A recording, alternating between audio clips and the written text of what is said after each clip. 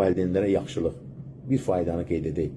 Baxın, deyək ki, alimlərdən birisi Mücahid ibn Cəbir deyir ki, bir övlad atasının vurduğu əli geri qaytarmamalıdır. Deyib ki, atam mənə vurursa, əlini geri qaytarmağı belə nədən görüblər? Valideynin üzünə alınmaqdan görüblər.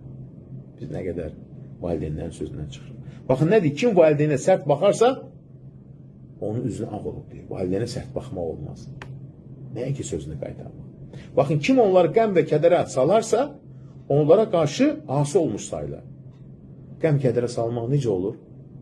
Valideyn sözündən çıxırsan, yəni evə gec gəlirsən və yaxud da ki, əxlaqi dəyərləri aşağı salan əməl edirsən. Valideyn etmə, bu edirsən. Qəm kədərə salırsansa, valideyn də üzünə deyir, ağ olmusan deyir.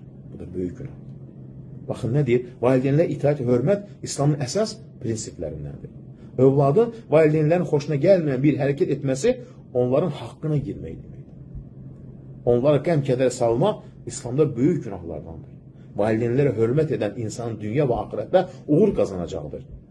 Onların razılığı, Allahın razılığı, qəzəbi isə Allahın qəzəbidir. İnsan nədir? Diqqətli olmalıdır, qorxmalıdır. Yəni, görün, nəyi?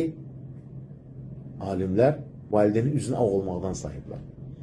Valideynin sözünü, yəni kədərə salacaq bir şey edirsənsə, valideynin üzünə nədir? Ağ olmusan deyir.